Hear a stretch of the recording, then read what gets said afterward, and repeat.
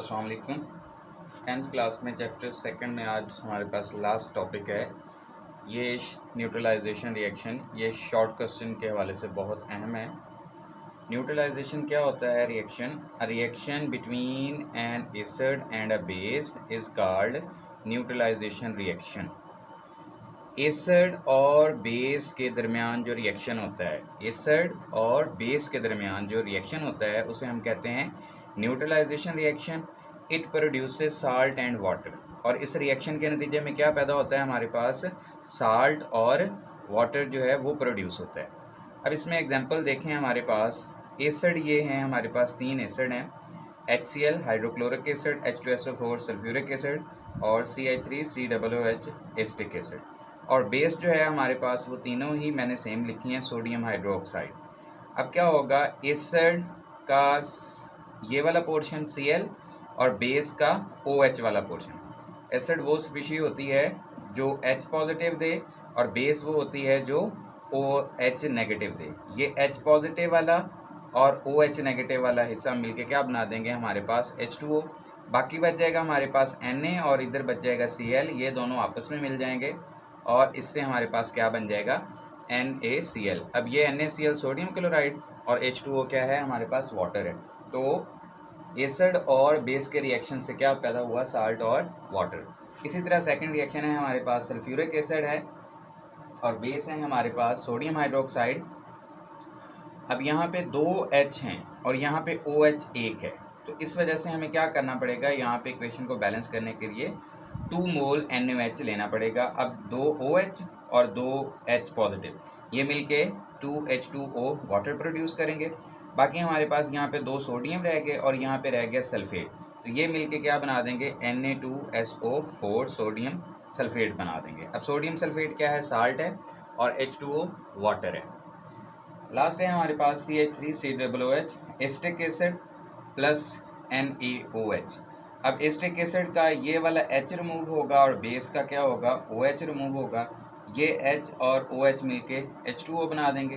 बाकी हमारे पास बच जाएगा ये वाला पोर्शन CH3COO और जहाँ से H रिमूव हुआ है वहाँ पे कौन सी चीज़ आ जाएगी, सोडियम, और ये हमारे पास साल्ट बन जाएगा। इसे हम sodium salt of acetic acid भी कहते हैं या सोडियम एसीटेट भी कहते हैं, और ये हमारे पास क्या है, साल्ट है। नेक्स्ट है हमारे पास प्रिजर्वेटिव्स इन फूड। प्रिजर्व का क्या मतलब होता है, महफूज करना। प्रिजर्वेटिव्स मतलब ऐसी चीज़ें जो क्या करती हैं, किसी चीज़ को महफूज करती हैं। इन फूड, खुराक को महफूज करने वाले chemicals. The chemicals used to prevent food spoilage are called preservatives. वो केमिकल जो खुराक को ख़राब होने से, स्पॉइलेज होने से बचाते हैं, उन्हें हम क्या कहते हैं, फूड प्रिजर्वेटिव्स कहते हैं। ये भी शॉर्ट क्वेश्चन है, शॉर्ट क्वेश्चन अक्सर आता होता है पेपर में। प्रिजर्वेटिव्स इन फूड से क्या मुराद है, या प्रिजर्वेटिव इन फूड क्या होते हैं, और नेचुरल प्रिजर्वेटिव्स के नाम लिखें। अब फूड जो ख़राब होती है, स्पॉइलेज, उसकी रीज़न क्या होती है? 2 रीज़न्स में से कोई एक हो सकती है या दोनों भी हो सकती हैं। पहली रीज़न क्या है, माइक्रोबियल एक्शंस, मतलब कोई बैक्टीरिया वगैरह खुराक में है तो वो अपना कोई रिएक्शन करेगा, उसकी वजह से खुराक जो है वो ख़राब हो सकती है। या फिर केमिकल रिएक्शन, खुराक के अंदर जो केमिकल्स हैं उन्हीं का कोई आपस में रिएक्शन हो जाए, उसके नतीजे में भी खुराक ख़राब हो जाएगी। अब बेसिकली फूड प्रिजर्वेटिव्स करते क्या हैं, वो माइक्रोबियल एक्शंस को रोकते हैं, उसे हम कहते हैं एंटी माइक्रोबियल, मतलब माइक्रोब्स का रिएक्शंस को रोकना, खुराक ख़राब होने से रोकना का जो प्रोसेस है वो फूड प्रिजर्वेटिव्स करते हैं, उसे हम कहते हैं एंटी माइक्रोबियल एक्शन।